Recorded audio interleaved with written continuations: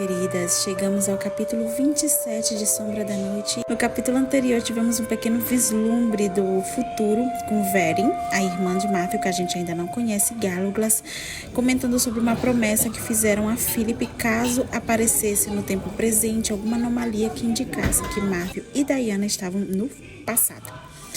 E aí, nesse meio tempo, deu uma pausa da viagem que o nosso casal preferido ia ter para Praga, atrás do Ashmole 782. O que será que veio neste capítulo?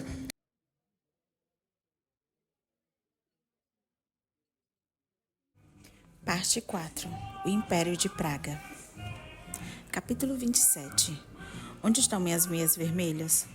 Matthew desceu a escada como um canhão e fez cara feia frente às caixas espalhadas pelo chão do andar térreo.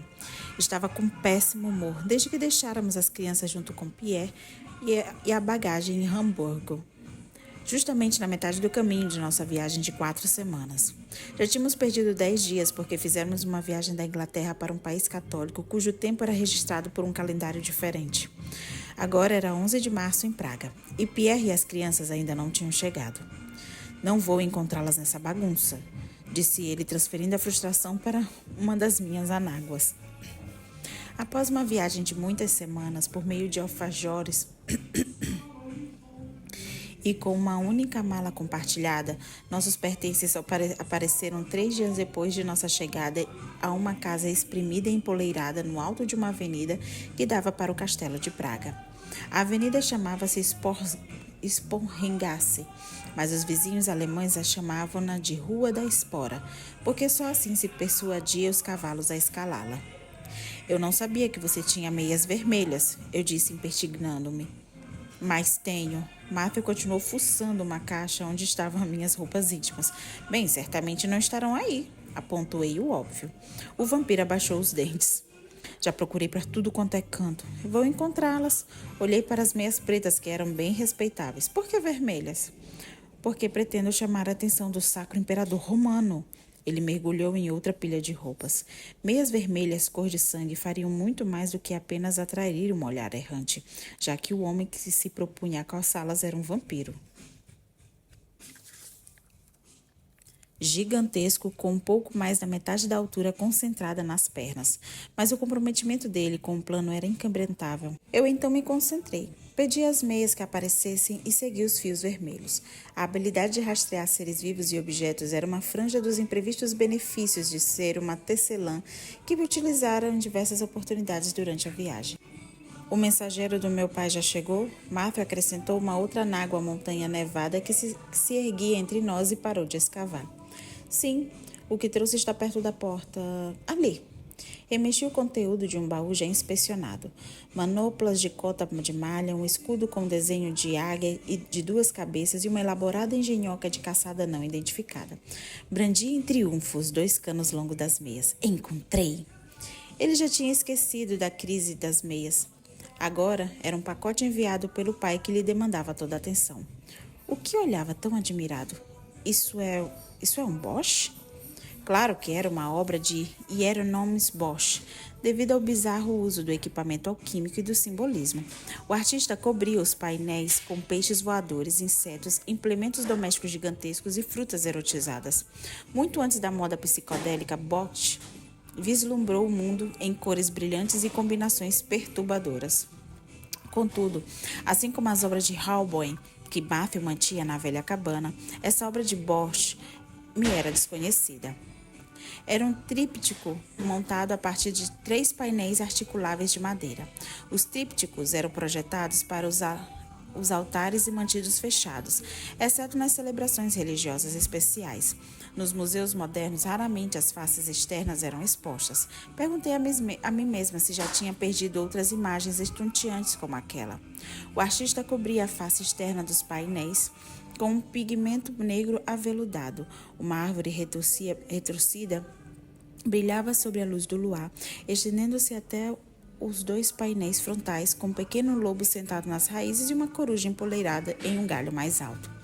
Os 2 animais encaravam o espectador. Uma dezena de olhos desprovidos de corpos cintilava e também encarava do escudo em volta da árvore. Algumas árvores comuns com troncos pálidos e ramagens verdes iridescentes esparramavam mais luz sobre a cena por trás do carvalho morto. Só quando olhei mais perto é que reparei que brotavam orelhas das árvores como se estivessem ouvindo os sons da noite. O que significa isso? Perguntei extasiada diante da obra de Bockh. Os dedos de Matthew passearam pelo fecho do gibão. É um velho provérbio flamengo. A floresta tem olhos e as árvores têm ouvidos. Por isso vejo, silencio e ouço. As palavras capturavam com perfeição a vida secreta de Matthew, e isso me trouxe à mente a escolha do lema que Elizabeth fizera. A face interna do tríptico mostrava 3 cenas interrelacionadas, uma imagem de anjos caídos pintada sobre o mesmo fundo negro aveludado. À primeira vista, mais parecia libélulas com duplas asas brilhantes, mas eram anjos de corpos humanos cujas cabeças e pernas se retorciam em tormento à medida que caíam do céu. No painel oposto, os mortos emergiam para o juízo final, em cena bem mais medonha do que os afrescos de Septu. As lacunas nas mandíbulas dos peixes e dos lobos eram entradas para o inferno, que sugavam os condenados e os condenavam a uma eternidade de sofrimento e agonia. Contudo, o painel central apresentava uma imagem bem diferente da morte. O ressuscitado Lázaro saía serenamente do caixão. Com pernas compridas, cabelos pretos e um semblante sério, parecia muito a Marta. Ao longo da beirada do painel central, videiras mortas reproduziam frutos estranhos e flores estranhas. Algumas vertiam sangue, outras davam à luz pessoas e animais, sem a presença de Jesus. Lázaro se parece com você. Não surpreende que queira que Rodolfo fique com isso. Estendi as meias para Matthew. Bockh também deveria saber que você é vampiro. Geron, ou Iranimus, como você o conhece, viu o que não devia ver, disse Matthew com ar soturno. Eu não sabia que tinha sido visto por Georen enquanto me alimentava de um sangue quente, até que vi os desenhos dele que ele fez de mim. A partir daquele dia, ele começou a acreditar que todas as criaturas tinham uma natureza dupla, parte humana e parte animal, e às vezes parte vegetal. Acrescentei, observando uma mulher nua com a cabeça de morango e mãos de cerejas, que fugia de um demônio que tinha um aspecto de que tinha um espeto e um chapéu em forma de cegonha. Matthew grunhiu suavemente de contentamento. Será que Rodolfo sabe que você é um vampiro, assim como Elizabeth Bockh? Eu estava cada vez mais preocupada com o número de pessoas que sabiam do segredo. Sim, o imperador também sabe que eu sou membro da congregação. Ele torceu as meias vermelhas com o nó. Muito obrigado por encontrá-las. É melhor me confessar se tem hábito de perder as chaves do carro, porque não quero passar pelo mesmo pânico quando você sair do trabalho a cada manhã. Deslizei os braços ao redor da cintura dele e encostei o rosto no seu coração. As batidas lentas e firmes daquele coração me acalmaram. E o que fará? Pedir divórcio? Matthew retribuiu o abraço e encostou a cabeça na minha até que ficamos bem encaixados. Você me garante que os vampiros não se divorciam? Estreitei o abraço. Se calçar essas meias vai parecer um personagem de desenho animado. Se eu fosse você, ficaria com as pretas. De qualquer maneira, chamará a atenção. Bruxa, ele disse, soltando-me com um beijo. Ele subiu a coluna do castelo com as sóbrias meias pretas, levando consigo uma mensagem longa e complicada, parcialmente em verso, na qual oferecia um maravilhoso livro para a coleção de Rodolfo. Retornou 4 horas depois, de mãos vazias, após ter entregado a mensagem para um lacaio imperial. Não conseguiram uma audiência com o imperador. Em vez disso, esperara junto aos outros embaixadores que também pediam uma audiência. Parecia que estava dentro de um caminhão de gado com todos aqueles corpos quentes comprimidos uns nos outros. Tentei escapar para um lugar onde pudesse respirar o ar fresco, mas os aposentos próximos estavam repletos de bruxas. Bruxas? Desci da mesa de onde estava colocando a espada de Matthew em cima do armário de roupa de cama, em segurança, porque já me preparava para a chegada de Jack. Dezenas de bruxas, respondeu ele. Elas estão reclamando do que está acontecendo na Alemanha. Cadê Galoglas? Seu sobrinho saiu para comprar ovos e também para contratar uma governanta e uma cozinheira. François se recusara terminantemente de se juntar à nossa expedição à Europa Central, região que para ela era uma terra sem Deus, cheia de luteranos. Naquele momento, ela estava de volta à velha cabana para mimar Charles. Galoglas me servia de pajem, guarda-costas até a chegada dos outros. Ele dominava o alemão e o espanhol com excelência, fato que o tornava indispensável quando se tratava de abastecer a casa. Fale mais às bruxas. A cidade é um refúgio seguro para as criaturas da Europa Central, que temem pela própria segurança. Demônios, vampiros e bruxas. Mas as bruxas são especialmente bem-vindas na corte de Rodolfo porque ele cobiça o conhecimento delas. E o poder delas também. Interessante, comentei.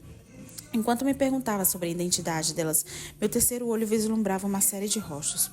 Quem é o bruxo de barba ruiva? E a bruxa com o olho azul e o outro verde? Não ficaremos aqui por muito tempo para que a identidade deles tenha alguma importância, disse Matthew com ar ameaçador, enquanto caminhava até a porta. Já tinha concluído o dia de trabalho para Elizabeth e era hora de atravessar o rio até a cidade antiga de Praga, onde defenderia os interesses da congregação. Nos veremos antes do escurecer. Fica aqui até que Galo Glass retorne. Não quero que se perca na cidade. Na verdade, ele não queria que me deparasse com alguma bruxa. Galo Glass retornou a Sporringas com 2 vampiras e um pretzel. Entregou-me a iguaria e me apresentou as novas criadas. Carolina, a cozinheira, e Teresa, a governanta, eram membros de um alastrado clã de vampiros boêmios que se dedicava a servir a aristocracia e aos visitantes estrangeiros importantes. Assim como os poderosos de Clermont já tinham obtido reputação e algumas vezes poupudos salários por conta de uma longevidade sobrenatural e uma lealdade canina. Também conseguiríamos comprar do ancião do clã por um preço justo a garantia de sigilo, além das 2 vampiras transferidas da casa do embaixador papal. O embaixador consentiu graciosamente em deferência aos de Clermont, até porque tinham exercido um papel fundamental na última eleição papal e o embaixador tinha plena consciência de quem fornecia a manteiga para o pão dele. Minha única preocupação era que Carolina soubesse preparar omeletes. Com o problema dos serviçais resolvidos, toda manhã Martha escalava a colina do castelo, enquanto me ocupava de desempacotar a bagagem, conhecer os bairros vizinhos abaixo do muro do castelo, conhecido como Malastrana, e esperar pelos outros membros da família. Eu sentia falta da alegria e dos olhos de Anne que engoliam o mundo, e também sentia falta da infalível capacidade de Jack de se meter em 1000 encrencas. Nossa sinuosa rua era abarrotada de crianças de todas as idades e nacionalidades, porque ali residia a maioria dos embaixadores. Isso nos levou a concluir que Matthew não era o único estrangeiro em Praga que queria chegar ao imperador. Cada pessoa que conhecíamos regalava Galo-Glass com histórias de como Rodolfo esnobara alguma personalidade importante só para passar umas poucas horas com um livreiro da Itália especializado em livros raros ou com um humilde mineiro da Saxônia. Entardecia no primeiro dia da primavera e a casa estava impregnada do aroma da carne de porco e de bolinhos de forno quando fui abordada por um projeto de gente. Senhora Rydon! Gritou Jack, enterrando o rosto no meu corpete e me abraçando com força. A senhora sabia que Praga tem 4 cidades em uma, Londres só tem uma, e aqui também tem um castelo e um rio. Amanhã Pierre vai me mostrar o moinho da água. Olá, Jack! Afoguei os cabelos dele. A estafante e congeladora viagem até Praga não retardaram o crescimento dele. Claro que Pierre o empanturrara de comida. Ergui os olhos e sorri para Anne e para Pierre. Matthew vai ficar feliz com a chegada de todos vocês. Ele sentiu saudade de vocês. Nós também sentimos saudades dele, disse Jack, inclinando a cabeça para trás para me olhar. Estava com umas olheiras fundas e, apesar do súbito crescimento, parecia abatido. Esteve doente? Perguntei, pondo a mão na testa dele. Às vezes, o resfriado eram mortais naquele clima rigoroso e circulavam rumores de uma epidemia terrível na cidade antiga, que, segundo Matthew, era um surto de gripe. Ele tem tido dificuldade para dormir, disse Pierre baixinho. Pelo tom sério, percebi que havia algo mais na história, mas isso podia esperar para depois. De qualquer forma, você vai dormir muito bem esta noite. Uma cama e um enorme colchão de penas esperam por você no seu quarto. Vá com Teresa, Jack. Ela vai mostrar onde estão as suas coisas e vai dar um banho em você antes do jantar. Para o conforto dos vampiros da casa, os sangue-quentes dormiriam no 2º andar, onde eu e Matthew estávamos, já que a casa era estreita e no térreo só cabia uma cozinha e uma despensa. Isso significava que o 1º andar era dedicado aos quartos formais de hóspedes. O resto dos vampiros da casa preferiu se alojar no espaçoso 3º andar, com janelas inteiramente abertas para uma ampla vista. Mestre Rydon! gritou Jack, correndo até a porta e abrindo-a antes que Teresa o impedisse. Como soube que Matthew estava chegando, foi um mistério, em razão da crescente escuridão e da completa adoção de lã cor de ardósia por parte de Matthew. Calma! Disse Matthew, amparando Jack com as sólidas pernas de vampiro antes que o garoto trombasse e se machucasse. Galo-Glass tirou a boina de Jack ao passar e despentelhou-lhe os cabelos. Nós quase congelamos lá no rio e o trenó virou algumas vezes, mas o cachorro não se feriu. Eu comi um javali assado e Anne prendeu a saia na roda da carroça e quase caiu. Jack não conseguia vomitar todos os detalhes da viagem com rapidez suficiente. Ah, eu vi um cometa. Não era muito grande, mas Pierre disse que posso contar para o mestre Harriet quando voltarmos para casa. Fiz um desenho do cometa e vou mostrar para ele. A mão do garoto deslizou para dentro do gibão sujo e puxou uma folha de papel igualmente suja. Apresentou o desenho para Matthew com a mesma reverência concedida a uma relíquia sagrada. Mas isso está muito bom, disse Matthew observando atentamente o desenho. Gostei da curva que você fez na cauda e ainda desenhou estrelas ao redor. Isso foi muito sábio, Jack. Messi Harriet vai gostar muito do seu poder de observação. Jack ruborizou. Esse foi meu último pedaço de papel. Será que vendem papel em Praga? Em Londres, toda manhã, Martha abastecia Jack com pedaços de papel. O que o garoto fazia com os papéis era tema de especulação. Há muito papel à venda na cidade, respondeu Martha. Amanhã Pierre o levará até uma loja em Malastrana. Depois dessa excitante promessa, foi difícil fazer as crianças subirem, mas Teresa mostrou que combinava com precisão a gentileza e a firmeza para cumprir a tarefa. Isso deu aos 4 adultos uma chance de conversar abertamente. Jack esteve doente? Perguntou Matthew franzindo a testa. Não, milord. O sono dele anda conturbado desde que nos separamos de vocês. Pierre hesitou. Acho que são os fantasmas do passado que estão assombrando o menino. A testa de Matthew descontraiu, mas ele ainda estava preocupado.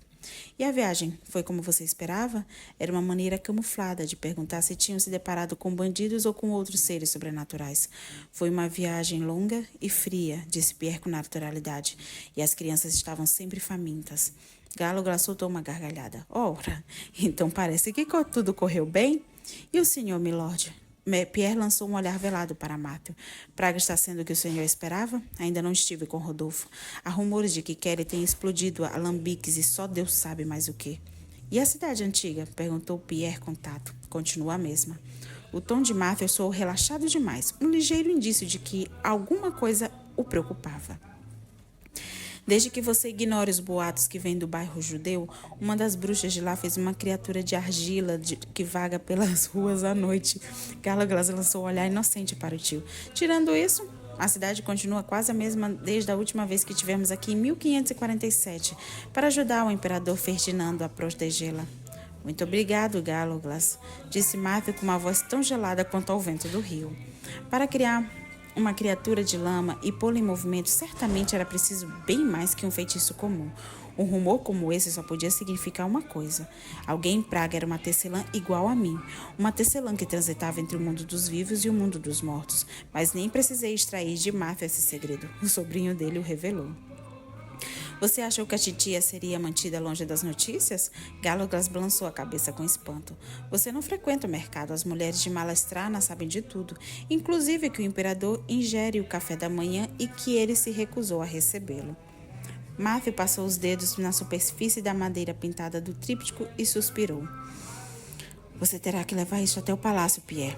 Mas isso é um retábulo de Septur, protestou Pierre. O imperador é conhecido pela cautela. Não vai demorar muito para que ele receba o senhor. Tempo é algo que nos falta. E os de Clermont possuem muitos retábulos, retrucou Matthew com um tom tristonho. Escreverei uma nota para o imperador e depois você pode ir. Logo depois que Matthew despachou Pierre e o painel pintado, o criado também retornou com as mãos vazias, como Matthew, e sem nenhuma garantia de uma futura audiência. Os fios que ligavam os mundos à minha volta se mostravam apertados e inquietos, como a tessitura cujo padrão era grande demais para ser percebido ou compreendido por mim, mas alguma coisa se engredava em Praga. Isso eu podia sentir. Naquela noite acordei com um soar de vozes suaves no quarto ao lado. Matthew não estava lendo ao meu lado, como sempre fazia depois que eu caía no sono. Saí tateando até a porta para ver quem estava com ele. Diga-me o que acontece quando sombreio o lado da face do monstro. A mão de Matthew se moveu rapidamente rapidamente para cima de uma grande folha de papel ao maço que tinha à frente. Isso faz ele se afastar, sussurrou Jack, impressionado com a transformação. Tente você, disse Matthew, estendendo a pena para Jack, que a segurou totalmente concentrado com a ponta da língua para fora. O vampiro acariciou as costas do menino, relaxando os músculos tensos em torno de uma moldura esguia. Jack não estava propriamente sentado, e sim recostado no reconfortante apoio dos joelhos de Matthew. São muitos monstros, murmurou ele olhando para mim. O senhor quer desenhar os seus? Jack estendeu o papel para ele. Assim o senhor também vai poder dormir? Seus monstros assustaram os meus e os mandaram embora, disse Matthew, voltando a olhar para Jack com ar sério. Fiquei com o coração apertado por tudo que o menino passara em sua breve e dura vida. Os olhos de Matthew encontraram-se novamente com os meus, e uma leve inclinação de cabeça me indicou que tudo estava sob controle. Soprei um beijo para ele e retornei para o calor do nosso colchão de plumas. No dia seguinte, recebemos uma notificação do imperador. Chegou selada e atada com fita. A pintura funcionou, milord, disse Pierre apologeticamente. Parece que sim. Eu adorava aquele retábulo e agora terei que fazer o diabo para tê-lo de volta às minhas mãos, disse Matthew recostando na cadeira. A madeira protestou com um rangido e ele esticou o braço para pegar a carta. A caligrafia era tão elaborada com volteios e arabescos que as letras eram praticamente irreconhecíveis. Por que a caligrafia é tão ornamentada? Perguntei. Os Hogfnell chegaram de Viena e não tem nada para ocupar o tempo. E em se tratando de Sua Majestade, quanto mais elegante a caligrafia, melhor, respondeu Pierre enigmaticamente. Rodolfo me receberá esta tarde. Matthew sorriu satisfeito e dobrou a mensagem. Papai ficará feliz. Ele também mandou dinheiros e joias, ainda que isso pudesse dar a impressão de que os de Clermont estão nadando de dinheiro. Pierre estendeu outra carta menor, endereçada em estilo mais simples. O imperador colocou um adendo do seu próprio punho. Espiei por cima do ombro de Matthew enquanto ele lia. Ai, gente, essa parte vai ser complicada. Brigand das Bush und die Ex. No pé da folha, a sinuosa assinatura do imperador com um R, um D e um L, elaborados em volteios e um F dobrado. Meu alemão estava enferrujado, mas a mensagem era clara. Trago o livro e a bruxa. Falei cedo demais, murmurou Matthew. Fui eu que sugeri que os fisgassem com a Vênus de Tiziano que o vovô tirou das mãos do rei Filipe, depois que a rainha não gostou da tela, observou Gallowglass. Com o tio dele, Rodolfo sempre teve uma queda pelas ruivas, e pelas telas picantes, e pelas bruxas, disse o meu marido entre os dentes. Largou a carta em cima da mesa. Não foi bem a pintura que fisgou, e sim Diana. Talvez seja melhor recusar o convite. Foi uma ordem, tio. As sobrancelhas de Gallowglass arquearam para baixo. E Rodolfo está com Ashmole 782, disse eu. O manuscrito não vai simplesmente aparecer na frente de 3 corvos de Spongras. Nós temos que buscá-lo. A senhora está nos chamando de corvos, titia? Disse Gallowglass, fingindo-se ofendido. Eu me referi ao sinal da nossa porta, seu estúpido. Como todas as casas da rua, a nossa também tinha um símbolo em cima da porta em lugar de um número. Depois que o bairro incendiara na metade do século, o avô do imperador insistira que houvesse um jeito de distinguir as casas por algo mais do que as populares decorações de esgrafito que se estendiam pela argamassa. Gallowglass riu de orelha a orelha. Eu sabia muito bem que a senhora se referia a isso, mas adoro vê-la brilhá-la, como faz daquela vez que criou seu Gleim. Fiz um feitiço de disfarce à minha volta enquanto carreava, diminuindo meu brilho a um nível mais aceitável para os humanos. De todo modo, para o meu povo é uma grande honra ser comparado a um corvo, continuou Gallowglass. Serei o Munim e chamaremos Matthew de Rugin. Seu nome será Gudu, titia. A senhora será uma excelente valquíria. Do que ele está falando? Perguntei para Matthew sem entender nada. Nós também, Diana. Dos corvos de Odin e das filhas dele. Ora, muito obrigada, Gallowglass. Eu disse sem graça. Afinal, não era nada mal ser comparada à filha de um deus. Mesmo que esse livro de Rodolfo seja o Ashmole 722, não sabemos ao certo se terá as respostas a nossas perguntas. A experiência com o manuscrito Voynich ainda preocupava Matthew. Os historiadores nunca sabem se um texto terá respostas, mas, mesmo que não tenha respostas, ainda teremos melhores perguntas. Rebati. Tudo bem. Ele comprimiu os lábios. Nós 2 iremos ao palácio, já que não posso ver o imperador ou a biblioteca dele sem a sua companhia. Você foi pego na sua própria armadilha, titio, disse Gallowglass calorosamente piscando para mim. Comparada à visita que fizemos a Richmond, a viagem pela rua acima para ver o imperador foi como ir à casa vizinha para pedir uma xícara de açúcar emprestada, embora com roupas formais. A amante do embaixador papal era da minha estatura e o armário dela me proporcionara uma roupa igualmente luxuosa e circunspecta, apropriada para a esposa de um dignatário inglês, ou de Clermont, como ela rapidamente acrescentou. Adorei o estilo do vestuário das mulheres ricas de Praga, vestidos simples de gola alta, saias em forma de sino e casacos bordados com mangas arrementadas por punhos de pele. Os pequenos rufos usados por elas eram barreiras bem-vindas entre mim e o ar exterior. Felizmente, Matthew deixou de lado as meias vermelhas em troca da habitual combinação de preto e cinza, acentuada com um toque de verde escuro, a cor mais atraente que já tinham visto usar.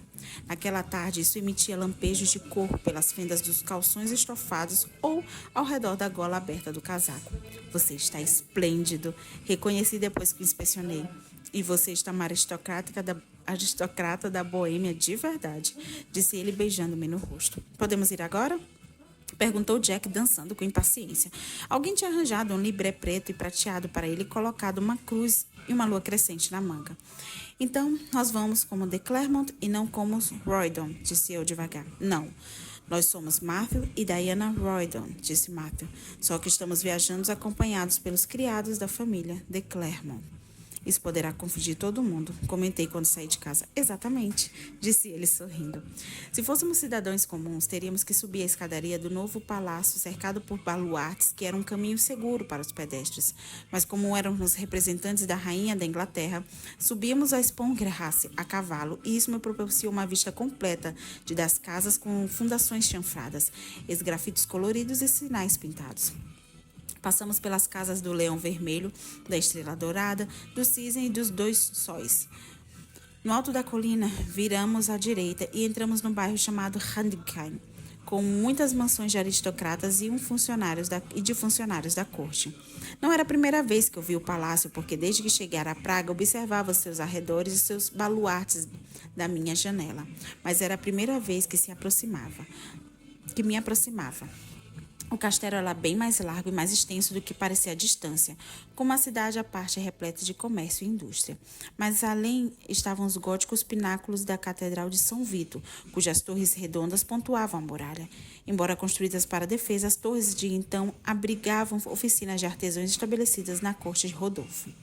A guarda do palácio admitiu a nossa entrada pelo portão oeste para o pátio fechado. Pierre e Jack se encarregavam dos cavalos e fomos conduzidos por uma escolta armada ao longo das edificações construídas ao pé da muralha do castelo. Eram construções relativamente recentes e as pedras ainda mostravam os gumes brilhantes com nitidez. Embora as edificações tivessem aparência de prédios de escritórios, mais além se viam telhados altos e trabalhos de cantaria medieval. O que está havendo? Sussurrei para Matthew. Por que não estamos indo para o palácio? Porque lá não há ninguém de importância, respondeu Gallowglass. Ele mantinha o manuscrito Voynich debaixo do braço, seguramente embrulhado e amarrado numa peça de couro para impedir que o tempo frio danificasse as páginas. Rodolfo achava que o velho palácio era frio e escuro. O novo castelo está virado para o sul e com a vista para um jardim privado. Aquele fica mais distante da catedral e dos padres. Os saguões da residência estavam lotados. A correria de um lado para o outro, aos gritos em alemão, tcheco, espanhol ou latim, era de gente que vinha de diferentes partes do império de Rodolfo. Quanto mais nos aproximávamos do imperador, mais frenético o movimento se fazia. Cruzamos com um aposento onde se discutiam projetos arquitetônicos. Em outro aposento, ocorria um veemente debate em torno dos metros de uma elaborada tigela de ouro e pedra projetada de modo apareceu uma concha. Por fim, os guardas nos deixaram num confortável salão mobiliado com pesadas cadeiras e um forno de cerâmica que bombeava um volume significativo de calor no ambiente, onde dois homens conversavam. Eles se viraram em nossa direção. Bom dia, meu velho amigo, disse em inglês um homem educado que aparentava uns 60 anos de idade. Ele fez uma reverência para Matthew. Taideas? Matthew o cumprimentou calorosamente. Você parece ótimo. E você parece cada vez mais jovem. Os olhos do homem brilhavam, mas não passaram informações para minha pele. E eis a mulher de quem todo mundo está falando. Eu sou Tadeusz Rajek, O humano fez uma reverência e respondi com outra.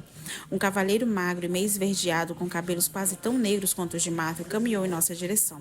Mestre Estrada, disse Matthew com uma reverência, não se mostrou contente como se mostrara ao se dirigir a Tadeas.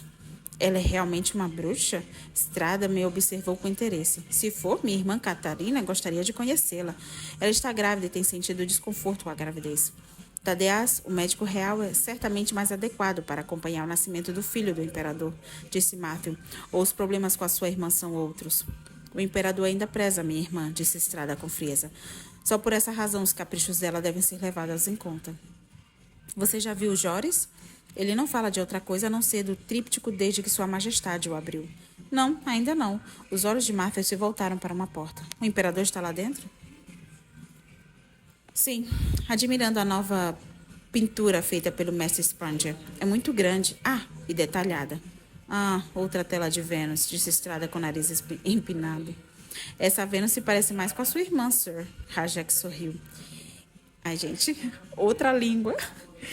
Das Mataus, Rauschrich.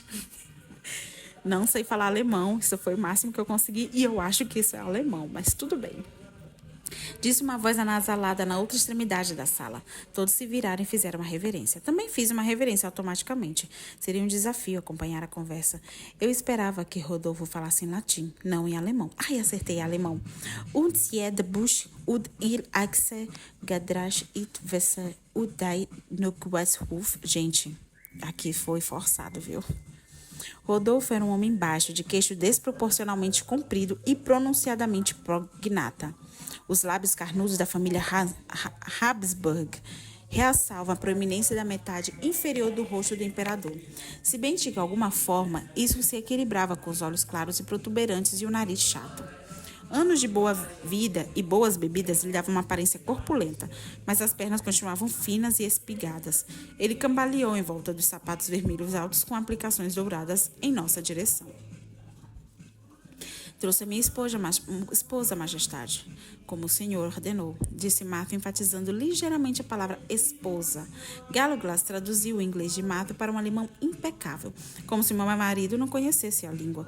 O que fiquei sabendo depois que viajamos juntos de Trenopa, de Hamburg a Wittenberg e em seguida a Praga. E su talento para juegos também, disse Rodolfo, mudando fluentemente para o espanhol, porque isso possibilitaria a Matthew conversar diretamente com ele. Esquadrinhou-me vagarosamente, demonstrando-se nas curvas do meu corpo com tal intensidade que me fez querer um chuveiro. Es una lástima que se casó en absoluto, pero aún más lamentable que ele esté casada com usted. De fato, é uma lástima, majestade, mas lhe asseguro que estamos completamente casados. Meu pai fez questão disso, e também a dama. A observação só serviu para que Rodolfo me esquadrinhasse com interesse ainda maior. Por piedade a mim, Gallowglass pôs o livro em cima da mesa. Das Busch? O livro chamou a atenção de todos. Enquanto Estrada o desembrulhava, Rajek e Rodolfo especulavam a respeito da maravilhosa adição para a Biblioteca Imperial. Mas quando o livro surgiu à vista, a atmosfera da sala pareceu decepcionada. Que piada é essa? Perguntou Rodolfo em alemão. Não sei se entendi o que Vossa Majestade quis dizer, disse Matthew. Esperou que Gallowglass traduzisse. O que quero dizer que já conheço este livro, retrucou Rodolfo. O que não me surpreende, majestade, pois foi o senhor que deu para John Dee? Por engano, pelo que me disseram. Matthew fez uma mesura com a cabeça. O imperador não comete enganos, disse Estrada, empurrando o livro com ar de desgosto. Todos nós cometemos enganos, Signor Estrada, disse Rajek com habilidade. Contudo, tenho certeza de que há uma boa explicação para que o livro tenha retornado para o imperador. Talvez o Dr. Dee tenha desvendado os segredos dele. Ele não contém nada de tolas ilustrações, retrucou Estrada. Foi por isso que colocou esse livro ilustrado na bagagem do Dr. T? Esperava que ele compreendesse que o senhor não havia compreendido?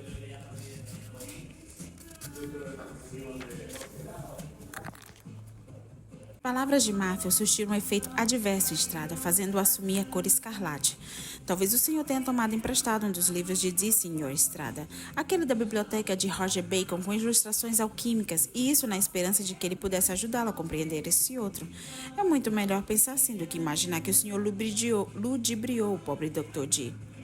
Obviamente, o imperador nem sequer tomou conhecimento dessa infâmia. O sorriso de Matthew foi de congelar os ossos. E é esse o livro que o senhor afirma que está comigo? O único tesouro que deseja levar de volta para a Inglaterra? Perguntou Rodolfo prontamente. Ou sua avareza se estende até os meus laboratórios? Se é uma referência a Edward Kelly, a rainha precisa de alguma garantia de que ele esteja aqui de livre e espontânea vontade. Apenas isso. Depois de mentir, Matthew fez o diálogo tomar um rumo menos tenso. Gostou do seu novo retábulo, Vossa Majestade? Ele deu tempo suficiente para o imperador se recompor. Que é excepcional. Meu tio ficará desconsolado quando souber que o tenho. Rodolfo olhou ao redor. Infelizmente, essa sala não é apropriada para expô-lo. Eu quis mostrá-lo ao embaixador espanhol, mas isso aqui não é lugar apropriado para apreciar a pintura. É uma obra para ser observada aos poucos, de modo que os detalhes possam aflorar naturalmente. Venham, venham. Vamos ver onde coloquei. Matthew e Gallagher se posicionaram de maneira a não permitir que o imperador chegasse muito perto de mim enquanto atravessávamos a porta e entrávamos em um aposento que parecia um depósito de um museu.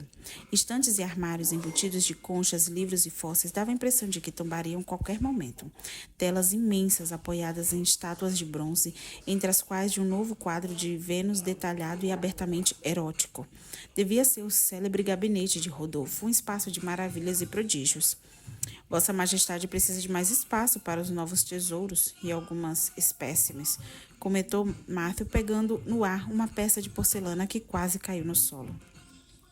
Sempre encontrarei mais espaço para novos tesouros. Estou construindo 4 novos aposentos para guardá-los. Dá para ver da construção daqui. Otávio e Tadeas estão catalogando a minha coleção e instruindo os arquitetos sobre o que desejo. Não quero fazer mudanças no novo sei lá como isso diz. Só quero ampliá-lo mais uma vez. Rodolfo nos conduziu por um labirinto de depósitos adjacente, até que chegamos a uma longa galeria com janelas em ambos os lados.